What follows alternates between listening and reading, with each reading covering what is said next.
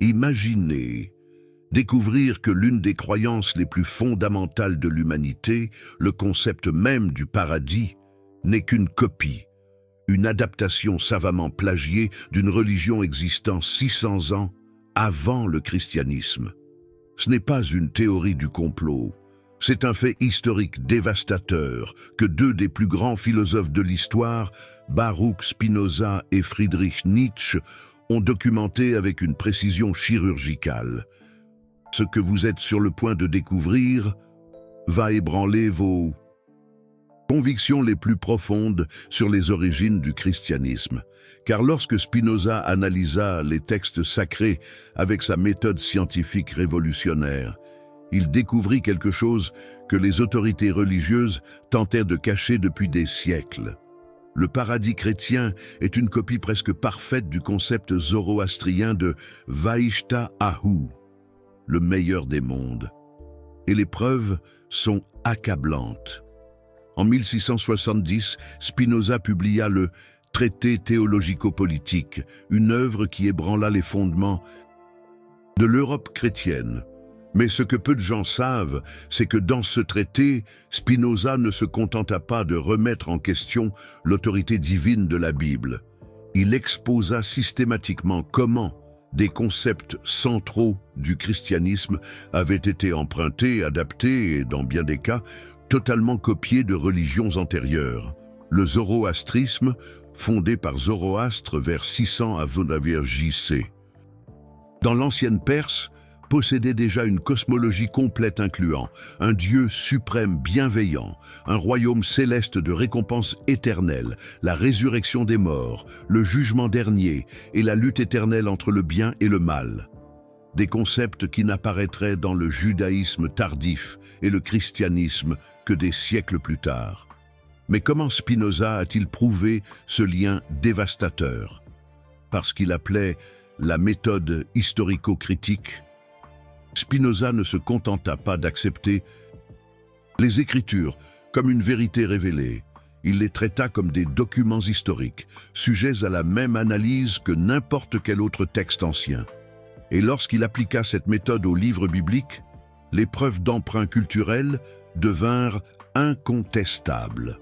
Premièrement, Spinoza observa que les concepts de paradis et de résurrection sont totalement absents des plus anciens textes hébraïques.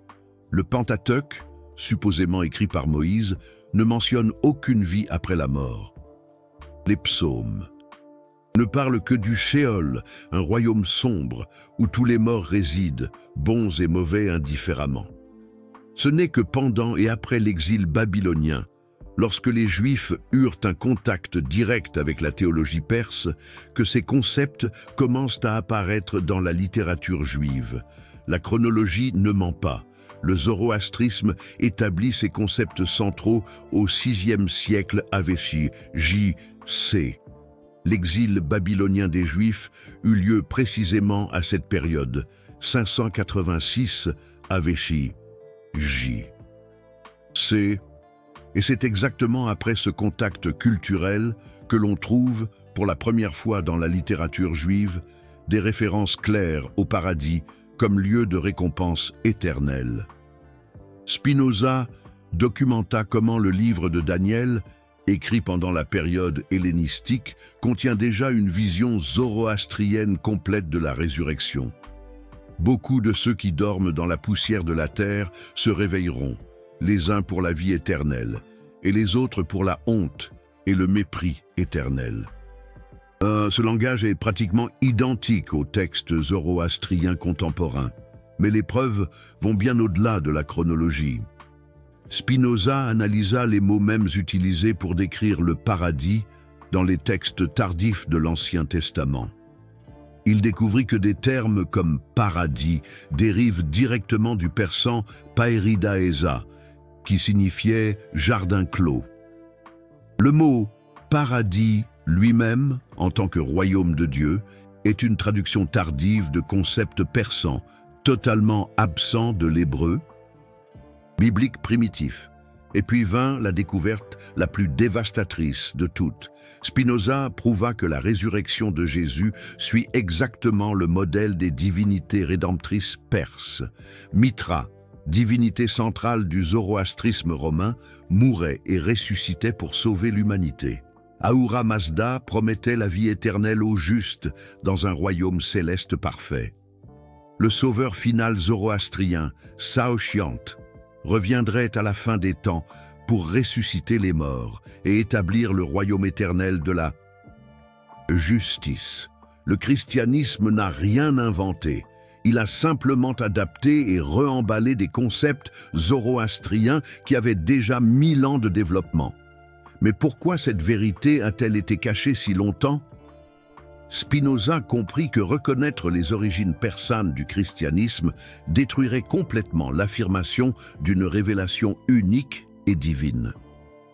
Si le paradis est une copie du zoroastrisme, si la résurrection est une adaptation de mythes persans antérieurs, si le concept même du salut éternel vient de Zoroastre et non de Jésus, alors qu'est-ce qui reste de l'originalité chrétienne? La réponse est presque rien. Et c'est là que Nietzsche entra en scène avec une force dévastatrice. Dans l'Antichrist, Nietzsche ne se contenta pas de confirmer les découvertes de Spinoza. Il les poussa jusqu'à leurs conclusions les plus extrêmes. Nietzsche montra que le christianisme n'était pas seulement influencé par le zoroastrisme, il était une déformation délibérée et décadente de le concept persan noble. Le christianisme, écrivit Nietzsche, est le platonisme pour le peuple, une simplification grossière d'idées philosophiques et religieuses bien plus sophistiquées. Et ces idées, Nietzsche le prouva, venaient directement de la Perse antique. Nietzsche documenta comment Zoroastre, le Zoroastre historique lui-même, développa des concepts de moralité et de transcendance que le christianisme déforma en dogmes autoritaires. Le zoroastrisme original prônait la responsabilité individuelle, le libre arbitre et le partenariat actif avec la divinité dans la création d'un monde meilleur. Le christianisme transforma cela en soumission passive, en culpabilité originelle et en dépendance à un salut extérieur. Le paradis zoroastrien était un état d'être conquis par de bonnes actions et des pensées pures. Le paradis chrétien devint une récompense distribuée arbitrairement par grâce divine, indépendamment du mérite personnel. Mais les preuves archéologiques modernes ont confirmé de manière encore plus dévastatrice les intuitions de Spinoza et Nietzsche. Des découvertes à Qumran, à Nag Hammadi et des fouilles en Perse antique ont révélé l'étendue totale de l'emprunt culturel. Des textes zoroastriens antérieurs au christianisme contiennent non seulement des concepts généraux de vie après la mort, mais des descriptions détaillées de hiérarchies angéliques, de jugements individuels, de purification par le feu et de royaumes célestes divisés en niveaux de récompense, tous des éléments qui apparaissent plus tard dans la théologie chrétienne sans aucune innovation fondamentale. L'Apocalypse d'Abraham, texte juif tardif influencé par la théologie perse, contient déjà une vision du trône céleste pratiquement identique à l'Apocalypse de Jean. Le livre d'Enoch, écrit pendant la période de domination perse, décrit des voyages célestes et des révélations angéliques qui suivent exactement les modèles de la littérature visionnaire zoroastrienne. L'influence est si complète que les chercheurs modernes reconnaissent que le fait de supprimer les éléments zoroastriens du christianisme aboutirait à une religion méconnaissable. Mais peut-être la preuve la plus dévastatrice provient de la théologie chrétienne primitive elle-même. Paul de Tarse, véritable fondateur du christianisme institutionnel, a grandi dans une cité cosmopolite de l'Empire romain où les cultes persans étaient courants. Ces lettres révèlent une familiarité intime avec des concepts zoroastriens qu'il présente comme des révélations originales du Christ. La résurrection corporelle, la vie éternelle, le jugement dernier, la lutte entre la lumière et les ténèbres, tout thème centraux des épîtres pauliniennes, tous dérivés directement de la théologie perse. Et voici que nous arrivons au point le plus troublant de tous. Spinoza et Nietzsche ne se livraient pas simplement à une critique académique.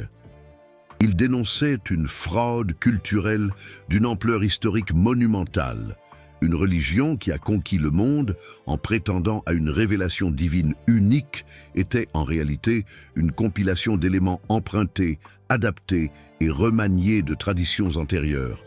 Le paradis chrétien, la promesse centrale qui a motivé les croisades, les inquisitions et des siècles de domination culturelle, est une copie de concepts persans développés 600 ans avant la naissance du Christ. Comment cela a-t-il été possible? La réponse réside dans la dynamique du pouvoir religieux. Le christianisme est né dans un contexte de domination romaine, alors que les traditions persanes étaient déjà largement répandues à travers l'Empire. Les théologiens chrétiens avaient un accès complet aux concepts zoroastriens par le biais de textes, de cultes mystères et de traditions orales. Ils n'ont rien eu à inventer, seulement à adapter et à revendiquer une autorité divine pour des concepts préexistants. Spinoza a compris que cette adaptation n'était pas accidentelle. C'était une stratégie délibérée de légitimation culturelle. Prendre des concepts religieux prospères, de traditions antérieures, et les présenter comme une révélation nouvelle et supérieure. Une technique de marketing religieux qui a fonctionné pendant 2000 ans, jusqu'à ce que Spinoza et Nietzsche révèlent la vérité.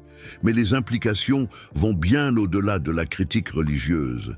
Si le paradis est une copie, si la résurrection est une adaptation, si les concepts centraux du christianisme proviennent du zoroastrisme, qu'est-ce que cela signifie pour des milliards de personnes qui ont fondé leur vie sur ces croyances? Que signifie-t-il pour une civilisation entière, construite sur des affirmations de vérité unique et de révélation divine? Spinoza a soutenu que cela signifie la liberté de l'autorité religieuse fondée sur de fausses affirmations d'originalité. Si le christianisme est une compilation d'éléments antérieurs, alors d'autres traditions ont une valeur égale. Aucune religion ne peut revendiquer le monopole de la vérité spirituelle. Nietzsche est allé encore plus loin.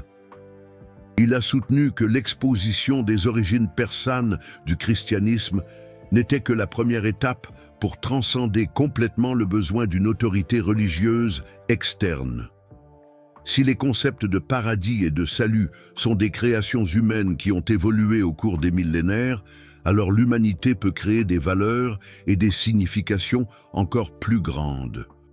Le zoroastrisme originel, avant d'être déformé par le christianisme, enseignait que chaque individu est co-créateur de la réalité par ses pensées, ses paroles et ses actions. Le paradis n'était pas un lieu où aller après la mort, mais un état d'être à réaliser dans la vie présente grâce à des choix éthiques conscients.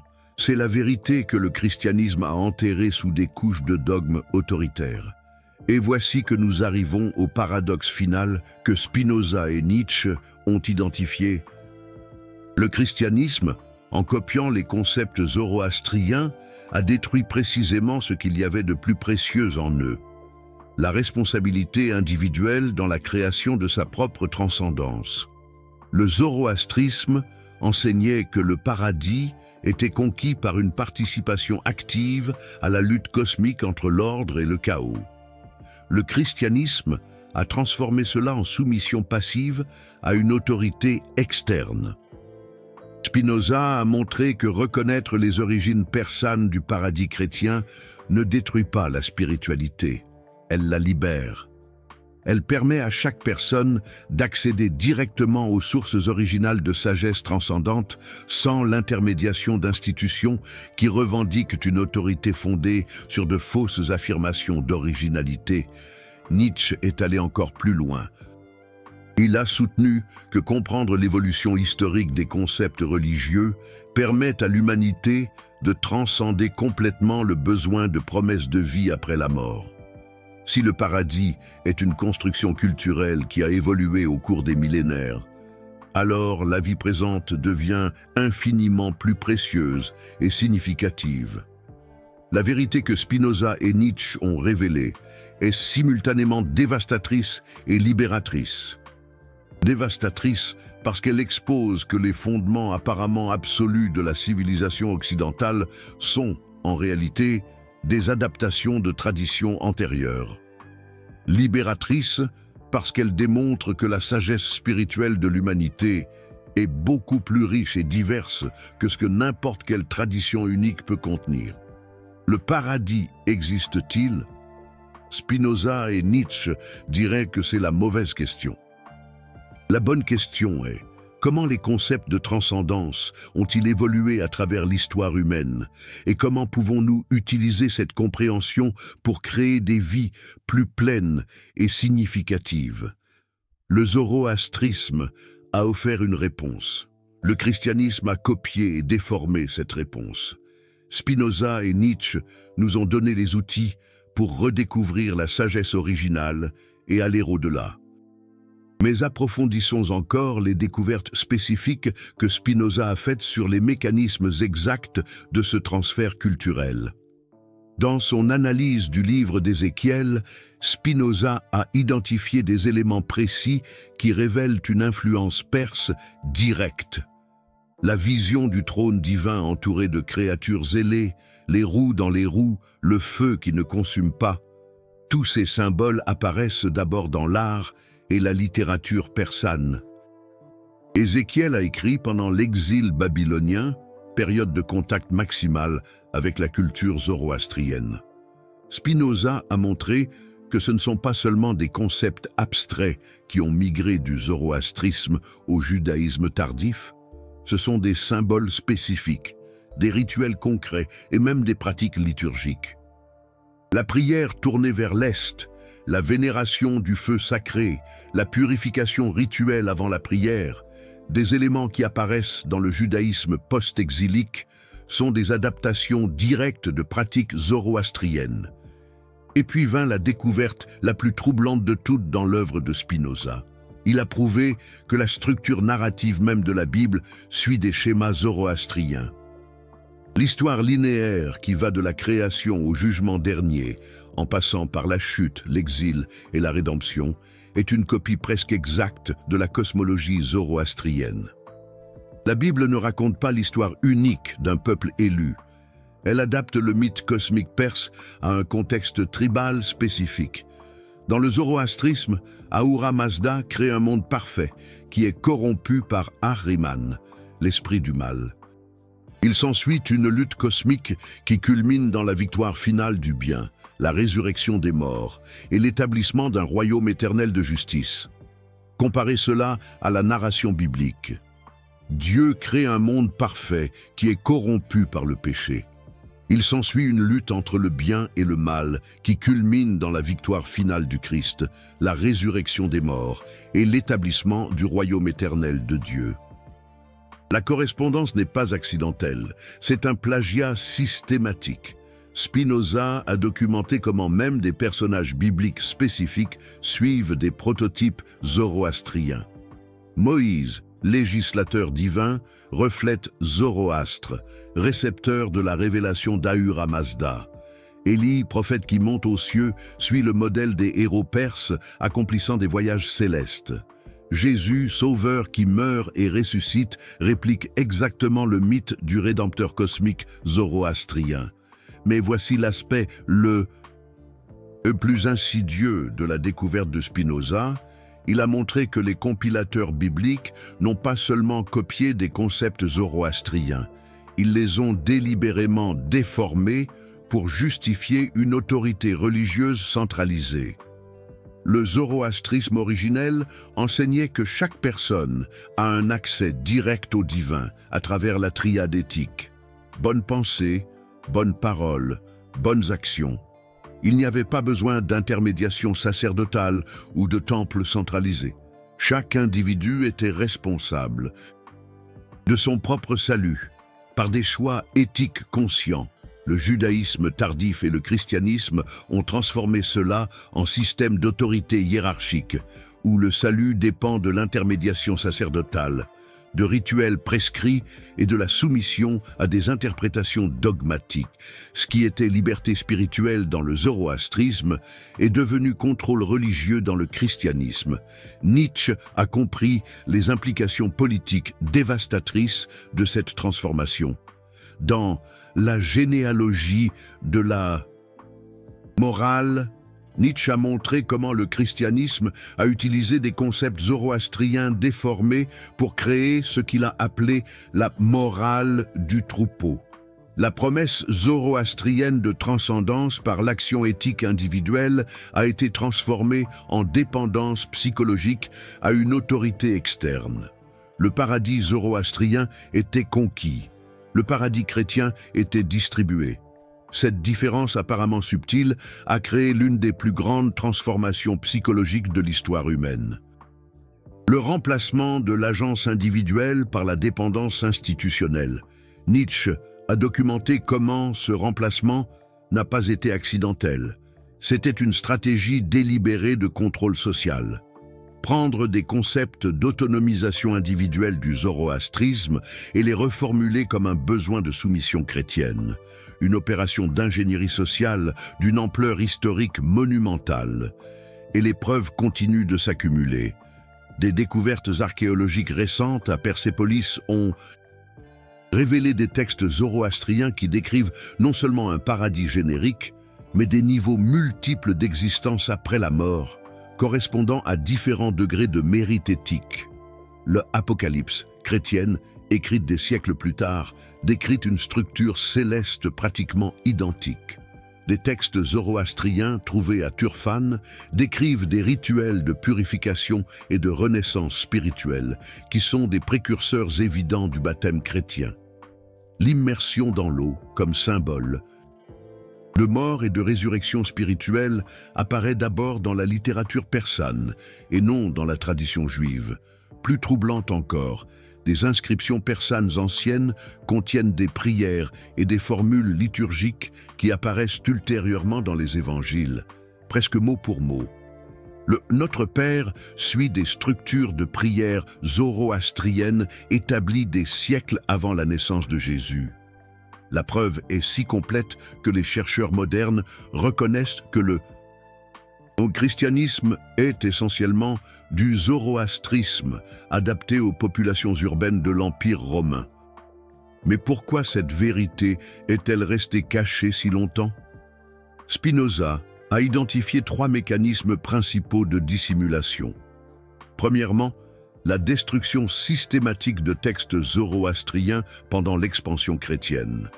Des bibliothèques persanes ont été incendiées, des temples zoroastriens ont été transformés en églises et des textes originaux ont été perdus ou délibérément détruits. Sans accès aux sources originales, des générations de chrétiens n'ont pas pu reconnaître les origines de leurs propres croyances. Deuxièmement, la reformulation historique qui a présenté le zoroastrisme comme une religion païenne, inférieure au christianisme. Les autorités chrétiennes ont admis une influence persane limitée, mais l'ont toujours présentée comme une préparation divine à la révélation chrétienne supérieure. Jamais comme source originale de concepts fondamentaux. Troisièmement, et plus insidieux, la création d'un récit de développement organique qui a masqué les emprunts culturels directs. Le christianisme a été présenté comme une évolution naturelle du judaïsme, alors qu'il s'agissait en réalité d'une hybridation du judaïsme avec des concepts zoroastriens dominants à la période hellénistique. Nietzsche a montré que cette dissimulation n'était pas seulement la préservation de l'autorité religieuse, c'était la préservation de tout un système de pouvoir social basé sur des affirmations de vérité uniques et de révélations divines exclusives. Si le paradis est une copie, si la résurrection est une adaptation, si les concepts centraux du christianisme proviennent du zoroastrisme, alors le christianisme perd sa prétention à l'autorité absolue. D'autres traditions ont une égale validité. Aucune institution ne peut monopoliser l'accès au divin. C'est la véritable raison pour laquelle les découvertes de Spinoza et de Nietzsche ont été si menaçantes pour les autorités religieuses établies. Et nous arrivons au point le plus révolutionnaire de leur découverte. Spinoza et Nietzsche ne faisaient pas seulement de la critique historique. Ils exposaient les mécanismes par lesquels les traditions de sagesse humaine sont appropriées, déformées et monopolisées par des institutions qui revendiquent l'autorité divine. Le zoroastrisme a développé des concepts de transcendance basés sur la responsabilité individuelle et la participation active à la création d'une réalité éthique. Le christianisme a transformé ces concepts en système de contrôle basé sur la dépendance institutionnelle et la soumission à une autorité externe. Reconnaître cette transformation ne détruit pas la spiritualité. Elle la libère des distorsions autoritaires. Et voici la vérité la plus profonde que Spinoza et Nietzsche ont révélée. La sagesse spirituelle de l'humanité est un patrimoine commun et non la propriété d'une tradition spécifique.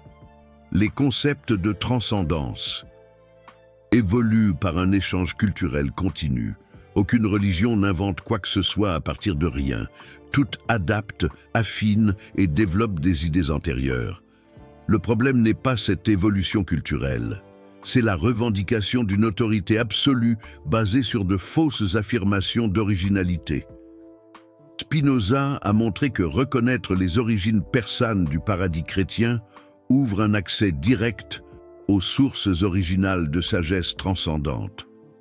Vous n'avez pas besoin d'accepter des versions déformées, médiatisées par des autorités institutionnelles.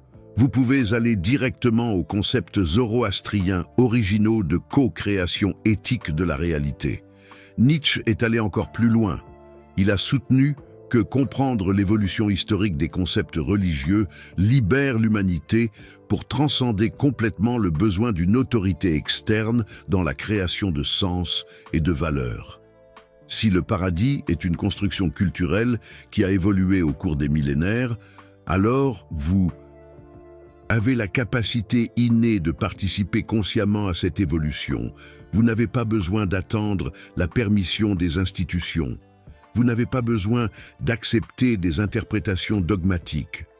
Vous pouvez accéder directement à votre capacité naturelle de créer la transcendance grâce à une pensée claire, une action éthique et une participation consciente à l'évolution de la réalité. C'est la vérité que les autorités religieuses ne veulent pas que vous découvriez. Vous n'avez besoin de la permission d'aucune institution pour accéder au divin. Vous n'avez pas à accepter des copies déformées de sagesse antérieure. Vous pouvez aller directement aux sources. Et plus important encore, vous pouvez participer activement à l'évolution continue de la conscience humaine. Le paradis zoroastrien était un appel à l'action. Le paradis chrétien est devenu une promesse passive. Spinoza et Nietzsche nous ont invités à redécouvrir notre capacité innée à créer la transcendance par la pensée claire, l'action éthique et la participation consciente à l'évolution de la réalité. Voilà la supercherie qu'ils ont dénoncée. Non pas que le paradis n'existe pas, mais que les institutions religieuses ont volé votre capacité naturelle à le créer. Et maintenant, vous connaissez la vérité? Que ferez-vous de cette connaissance? Continueriez-vous à accepter des copies déformées de sagesse antérieure? Ou assumeriez-vous votre responsabilité de co-créateur conscient de votre propre transcendance? Le choix vous appartient, mais vous disposez maintenant des outils que Spinoza et Nietzsche vous ont fournis pour faire ce choix en pleine conscience des véritables origines des concepts qui façonnent notre compréhension du divin. Spinoza et Nietzsche ont montré le chemin. Le reste dépend de vous, mais il y a encore des couches plus profondes dans cette découverte révolutionnaire qui doivent être exposées. Spinoza ne s'est pas arrêté aux preuves textuelles. Il a également étudié les pratiques rituelles et a découvert que des cérémonies chrétiennes fondamentales suivent des prototypes zoroastriens presque identiques. La communion chrétienne, présenté comme une institution originale de Jésus, reproduit les rituels persans de partage sacré du pain et du vin comme symbole d'union avec le divin. Le baptême par immersion, censé provenir de Jean-Baptiste, suit exactement les rituels zoroastriens de purification aquatique qui symbolisaient la mort spirituelle et la renaissance à une nouvelle vie. Même le symbolisme de l'eau comme agent de transformation spirituelle provient directement de la théologie perse, où Ahura Mazda règne par les éléments purs, le feu, l'eau, la terre et l'air. Spinoza a montré que la structure même du calendrier chrétien reproduit les cycles sacrés zoroastriens. La naissance de Jésus le 25 décembre correspond exactement à la fête perse de Yalda, célébration de la naissance de la lumière qui vainc les ténèbres. Pâques chrétienne suit le modèle des fêtes zoroastriennes, qui célébraient la victoire du bien sur le mal par le sacrifice et la résurrection. Même l'iconographie chrétienne primitive révèle une influence perse dévastatrice. Le symbole du poisson, utilisé par les premiers chrétiens, dérive du symbole zoroastrien du poisson sacré qui représente la sagesse divine. La croix, symbole du salut, fait écho au symbole perse de l'arbre de vie qui relie la terre et le ciel. Et nous arrivons ici à une découverte encore plus troublante. Spinoza a prouvé que ce ne sont pas seulement des concepts individuels qui ont migré du zoroastrisme au christianisme, mais toute une méthodologie d'interprétation spirituelle. Le zoroastrisme a développé des techniques sophistiquées d'exégèse symbolique, où les textes sacrés étaient interprétés à plusieurs niveaux, littéral, allégorique, moral et mystique. Cette méthodologie apparaît par la suite dans l'herméneutique chrétienne, sans aucune innovation fondamentale. Les méthodes Corrigène et d'autres pères de l'Église ont utilisé pour interpréter les écritures chrétiennes étaient des adaptations directes de techniques perses établies des siècles auparavant. Spinoza a démontré que même des concepts théologiques complexes comme la Trinité suivent des prototypes zoroastriens. La triade perse d'Ahura Mazda, sagesse, Asha Vaishta, vérité suprême, et Vohumana, bonne pensée, a été reformulée comme Père, Fils et Saint-Esprit, sans modifier la structure fondamentale d'unité divine, exprimée par trois aspects complémentaires. Nietzsche a poussé ses découvertes à leurs conclusions les plus radicales et a montré que la reconnaissance des origines zoroastriennes du christianisme révèle non seulement un plagiat historique, mais un schéma systématique d'appropriation et de distorsion culturelle. Dans L'Antichrist, Nietzsche soutient que le christianisme représente l'une des plus grandes falsifications de l'histoire humaine. Il n'a pas seulement copié des concepts zoroastriens, mais les a délibérément inversés pour créer des systèmes de contrôle psychologique. Ce qui était autonomisation individuelle dans le zoroastrisme est devenu dépendance institutionnelle dans le christianisme. Nietzsche a montré que cette inversion était stratégique. Le zoroastrisme enseignait que chaque personne est responsable de créer le paradis par des actions éthiques conscientes. Le christianisme a transformé cela en une promesse passive de salut par la foi et la soumission. Un changement apparemment subtil qui a créé l'une des plus grandes transformations psychologiques de la civilisation occidentale.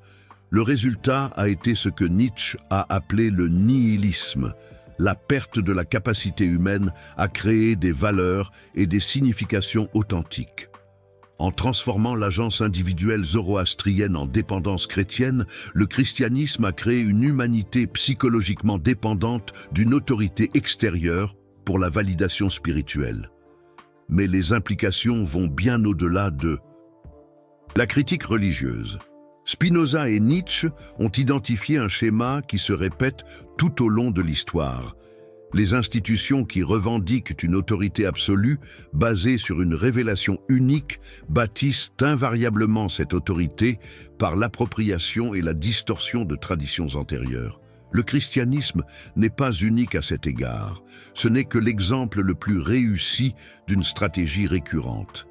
Reconnaître ce schéma a des implications révolutionnaires pour la façon dont nous comprenons l'autorité, la tradition et la nature même de la vérité spirituelle. Si des concepts fondamentaux comme le paradis, la résurrection et le salut ont évolué par un échange culturel continu, alors aucune tradition ne peut revendiquer le monopole de la vérité spirituelle. Toutes les religions sont des synthèses créatives d'éléments antérieurs. La sagesse spirituelle de l'humanité est un patrimoine collectif et non la propriété d'institutions spécifiques. Cela ne diminue pas la valeur de la spiritualité, cela la libère des fausses revendications d'autorité exclusive. Spinoza a soutenu que la reconnaissance des origines persanes du christianisme ouvre des possibilités entièrement nouvelles pour le développement spirituel individuel. Vous n'avez pas besoin d'accepter les interprétations dogmatiques des concepts zoroastriens filtrés par les autorités chrétiennes. Vous pouvez accéder directement aux sources originales et développer votre propre compréhension de la transcendance basée sur la responsabilité éthique individuelle. Nietzsche est allé encore plus loin. Il a soutenu que comprendre comment les concepts religieux évoluent historiquement permet à l'humanité de transcender complètement le besoin d'une autorité religieuse extérieure. Si nous comprenons comment les valeurs spirituelles sont créées, nous pouvons participer conscientement à ce processus créatif. Le zoroastrisme originel enseignait que chaque personne est co-créatrice de la réalité, par ses pensées, ses paroles et ses actions. Le christianisme a enseveli cette vérité sous des couches de dogmes autoritaires. Spinoza et Nietzsche nous ont donné les outils pour la redécouvrir. Et voici la vérité, la plus transformatrice de toutes. Vous n'avez pas besoin d'autorisation d'aucune institution pour accéder à votre capacité innée de créer la transcendance. Vous n'avez pas besoin d'accepter des versions déformées de sagesse ancestrale. Vous pouvez participer directement à l'évolution continue de la conscience humaine. Cette participation ne nécessite pas de rituels prescrits, de croyances dogmatiques ou d'intermédiation sacerdotale. Elle exige seulement ce que le zoroastrisme originel enseignait, des pensées pures, des paroles vraies et des actions éthiques. La triade qui crée la transcendance par une participation consciente à l'évolution de la réalité. Spinoza a montré que cette capacité n'a jamais été perdue, seulement obscurcie par des institutions qui profitent de la dépendance spirituelle. Nietzsche a montré que reconnaître notre capacité créatrice naturelle nous libère pour transcender les limitations imposées par des autorités qui revendiquent le contrôle sur l'accès au divin. Le paradis zoroastrien n'était pas un lieu où aller après la mort. C'était un état d'être à créer dans la vie présente, par des choix conscients. Le christianisme a transformé cette possibilité présente en promesse future, créant une dépendance psychologique à un salut extérieur. Récupérer la compréhension zoroastrienne originelle signifie reconnaître que la transcendance n'est pas quelque chose que vous recevez, c'est quelque chose que vous créez, par une participation éthique consciente à l'évolution de la réalité. C'est la révolution que Spinoza et Nietzsche ont initiée, la redécouverte de la capacité humaine à créer du sens, des valeurs et la transcendance, sans besoin d'autorisation institutionnelle. Que ferez-vous de cette découverte? Continuerez-vous à accepter des versions déformées de sagesse ancienne, ou assumerez-vous votre responsabilité de co-créateur conscient de votre propre transcendance? Le choix vous appartient. Mais maintenant, vous avez les outils que Spinoza et Nietzsche ont fournis pour faire ce choix. En pleine conscience des véritables origines et des possibilités des concepts qui façonnent notre compréhension du divin. Le paradis n'est pas un lieu où aller. C'est un état d'être à créer. Et vous avez toujours eu le pouvoir de le créer. Spinoza et Nietzsche ont montré le chemin du retour vers cette vérité originelle. Le reste du voyage dépend de vous. Si cette révélation a transformé votre perspective sur les origines des croyances religieuses, envisagez de soutenir ce travail de recherche par le biais du Super Thanks. Votre contribution nous permet de continuer à exposer les vérités historiques que les autorités institutionnelles préfèrent garder cachées. Le savoir est pouvoir, surtout lorsqu'il révèle que vous avez toujours eu plus de pouvoir que les institutions ne veulent que vous le sachiez.